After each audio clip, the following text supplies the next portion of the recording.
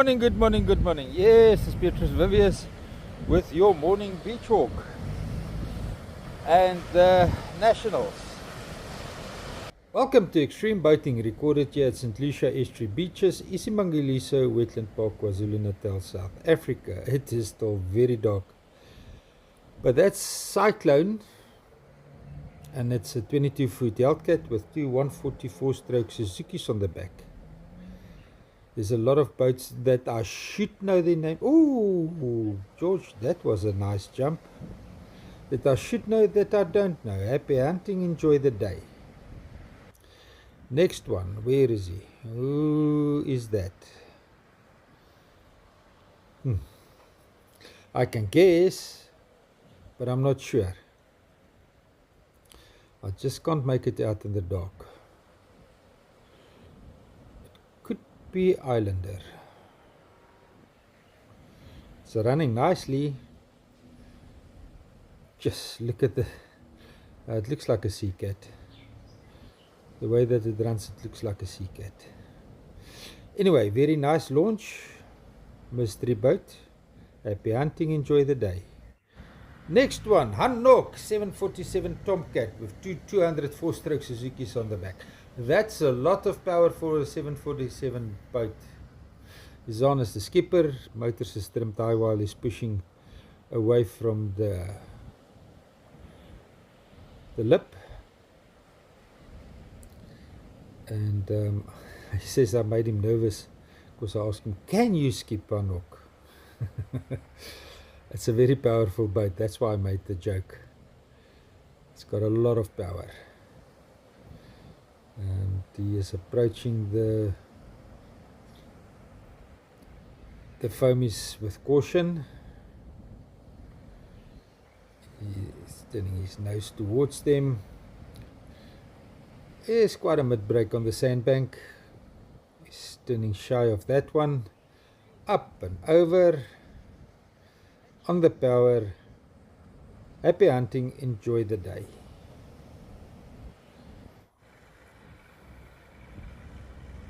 Oop. Dew Ocean. That's that boat's name. Dew Ocean. Nice push there, Wiseman. Not sure what size is this. It looks like a Z-Craft. Could be a F200 or it could be an 18-footer. Size of the motors, it looked like a F200.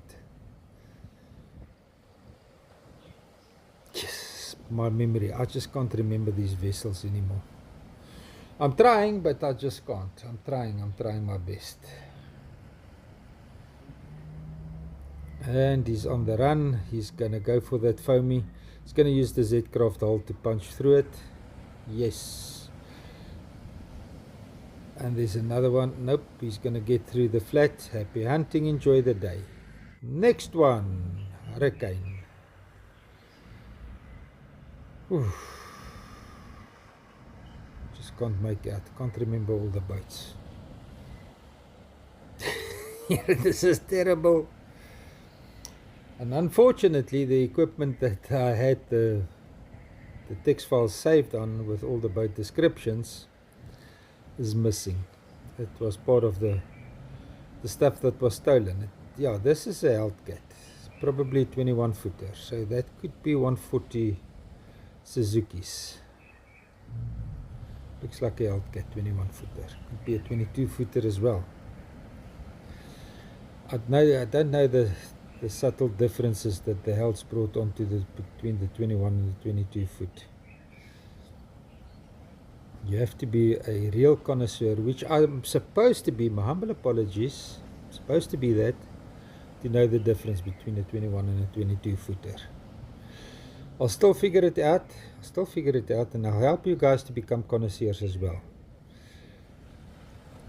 The Hellcats and the Z-Crafts get over the waves so easy, so comfortably. Happy hunting, enjoy the day. Howsy, also a Hellcat, also probably a 21 or a 22 footer.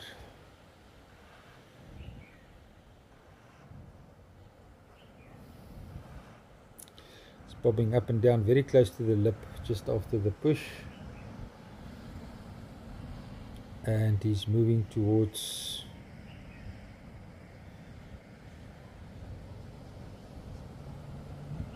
he's running. He's up and over that foamy,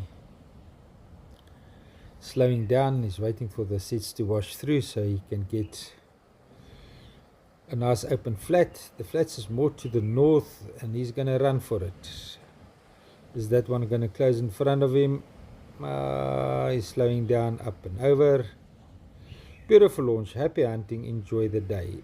And this is Captain Steyn. We must remember to edit in the V card the Captain Steyn's TikTok bio. Leon Steyn, skipper of the 930 Butcat with two 204-stroke Suzukis on the back. That is a limousine on the ocean. Why it doesn't generate so much bridge deck slam, a new word that I learned, because somebody was arguing me on which boat is the fastest into a head-on sea, a monohull or a cat, and it's definitely all counts a monohull. We've experienced people breaking ankles here in St. Lucia, breaking backs, breaking knees. So a cat just don't like the head-on slam that it creates. Beautiful launch, Leon. Happy hunting. Enjoy the day. Watermark. 21-foot Hellcat with two 144-stroke Suzukis that was fitted at the beginning of the year. Hasn't launched many times, so may I call them still new motors? I hope so. Light conditions is getting better for photography, so might be going over to the SX 60HS soon. At the moment I'm still running on the Samsung Galaxy S23 Ultra. It's just got better light gathering capabilities. Beautiful launch mark. Happy hunting. Enjoy the day.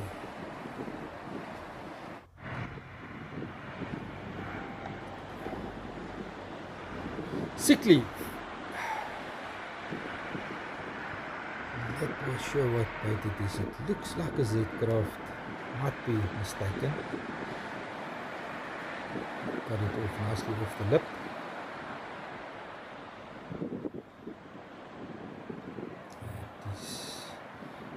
Biding his time. I'm back on the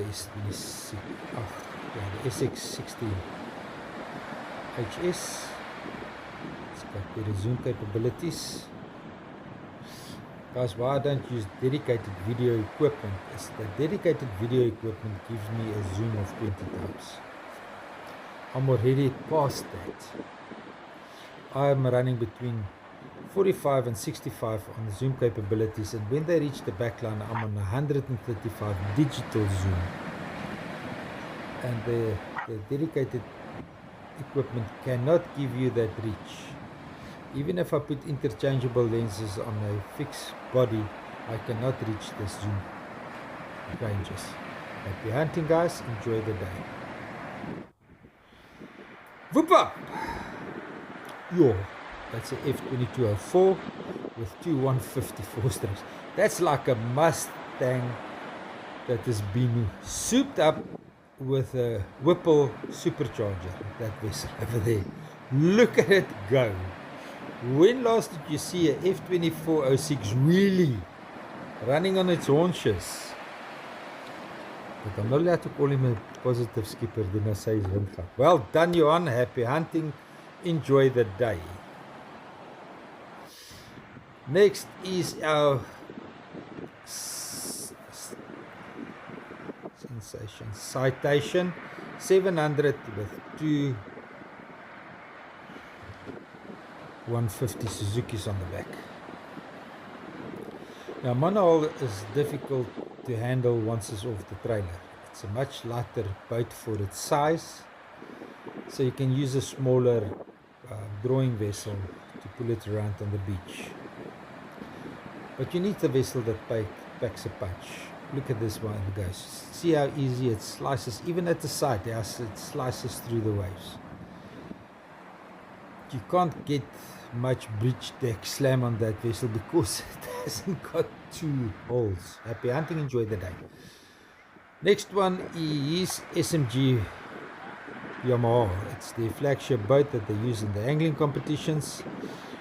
I think it's a 620 Carry Cat. I don't know how soft or how hard a 620 rides. I've never been on one. I haven't done much research on the ski boat write-ups in the different ski boat magazines on this vessel. I must still do that. It's got 2 Yamahas on the back.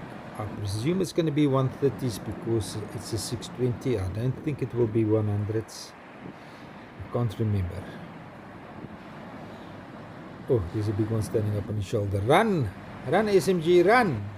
He's going to turn around. He says it's safer to make a U-turn. And the foamy has dissipated by the time he's finished his U-turn. He's just slowing down to get over it. Guys, my monopod is coming. Embrace Your Body has sponsored the channel with the monopod. It's coming. Oh, that was a nice up and over. And look, there's no overspray. Lifted the nose of the Carry Cat nicely to get over. Happy hunting, enjoy the day. Next one is Islander. So it wasn't Islander in the beginning, it was another boat. It was too dark to get them in. This is Islander. This is a Sea Cat with 2 154-stroke Yamahas on the back. I'm not sure if it's a 565 or a 585 Sea Cat, I can't remember. Francois on the power. At that angle he's going to have to bash 1 or 2. Look at that spray. Yo, that vessel handles the... Yo, happy hunting, enjoy the day. Look who's stuck. The old lady is stuck. And so in the meantime we got a Mangangan being pushed. I believe it's a 21 foot Hellcat. Could be 22 foot. I'm not so sure. Mangangan still got my own motor trimmed up. It's touching a little bit of sand there, but there's no power on the motor, so it doesn't really matter.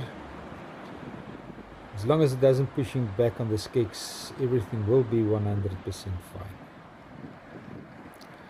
The Hellcats are definitely designed for the Mopelon St. Lucia Cape Vidal surf conditions. I haven't videoed them at Sodwana yet. Sodwana is a little bit different, but with the right skippers it will fare very well at Sodwana. There's a nice one standing up in front of him. Look how well it takes that foamy. He's gonna outrun that one. He's got enough power on the back. He's gonna outrun it. He's in the front of it.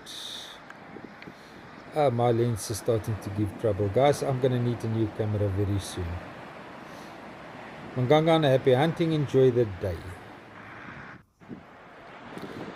And Wiseman pulled Stewart a little bit to the forward front. But Stewart got stuck again. The sand is very loose. Wiseman came in for the second time. Now he's upset with Stewart. The boat is too big. The boat is too heavy. No, Wiseman. The tractor, not yours. Ocean Commotion tractor is too small. That is the problem. Tires is let down, 4x4 is engaged, everything is right. And there they go. You need the 165 Landini if you want to operate a 9-meter boat on the beach. Thank you, Wiseman. The Stewart is on his way out with the tractor. Who is the next one to launch? Let's have a look. Stella, 22-foot Hellcat, 2115 4-stroke Suzuki's on the back. Those are 2006 motors, guys. They're not 9 years old. They're 19 years old. But they're low in hours. But that's old even for a Suzuki. It's advanced age. So every now and then they have to replace a spare part. And the spare part, well, you will only know which one fails after it failed. Here they've got problems with the port side trim and tilt. Now the port side trim and tilt will always give you problems, because when you come and beach on the beach, you come at the angle, and that is the first one that hits the beach. And so that will always be, the port side trim and tilt will always be the trim and tilt that will give you problems first. Galen is patient. You can't see both motors are started. Galen is also questioning it. He's going to the battery box. I don't know if he's pumping fuel. Just checking the battery terminal.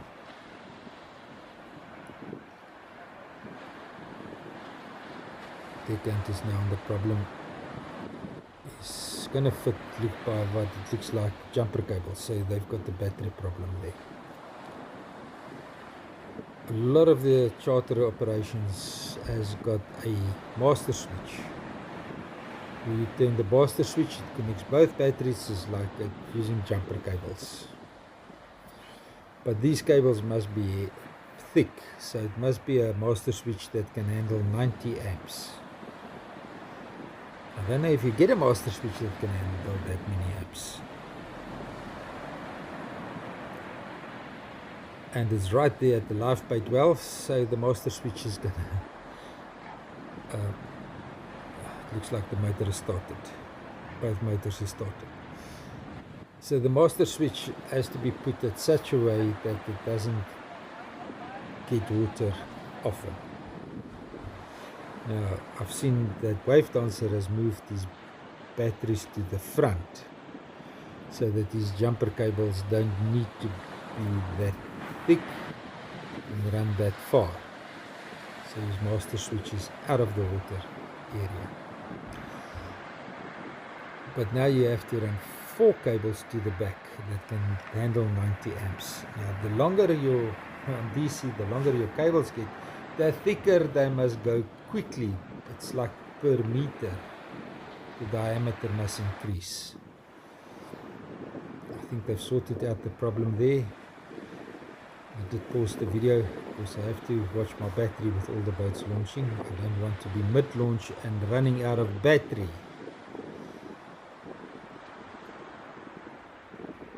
I think Galen is happy. I think everything is sorted. Got a comment the other day on YouTube that we must watch this young man growing. He's still going to become a great skipper. I disagree with that comment. I don't want to talk down on Galen, but I think he reached his peak. Not that I don't think he's good. I think he is a professional. And if you watch this young man skip, I don't think he can get better. He still makes a judgment call errors where he relies too much on his skill, and he thinks that nothing can go wrong.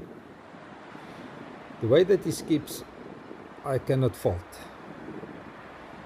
But he's very upset with me with one day where the surf was very rough and he went and he looked for a gap on the southern side of the estuary mouth, and I made the video where I criticized that. It is not his skipping technique. It's when he needs our help. How the fuck are we going to get to him if he's on the other side of the estuary mouth? At that stage, my Pelham was completely closed. But look at this 22-foot tailed cat running. Beautiful launch, young man. It's just over this one. Happy hunting. Enjoy the day. And they've got Ocean Commotion, the 900 carry cat, floating 3.5 meters wide, 200 4-stroke V6s on the back. It makes a difference. The boat has got speed, it can turn in the waves, but the vantage point of the skipper is not of such that they like to turn in the waves, and they don't like to run into breach deck slamming. Happy hunting, enjoy the day.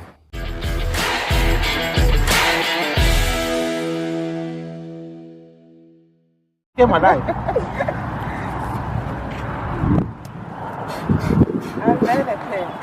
In the last decade, over 10,000 rhinos has been lost to poaching.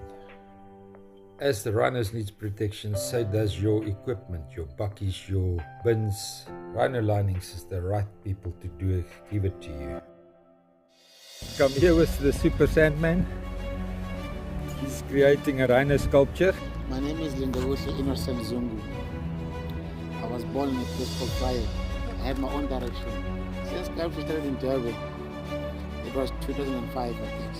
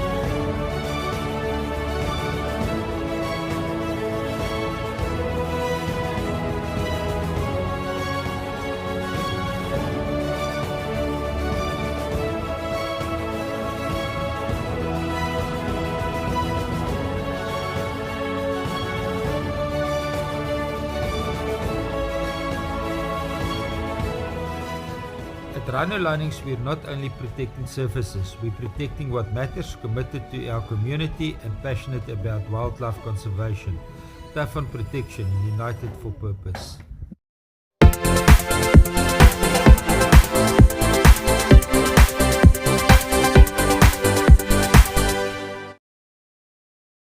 Guys and gals, if you like this video, please hit the super thanks button. If you want to see more videos like this, hit the subscribe button or join our community.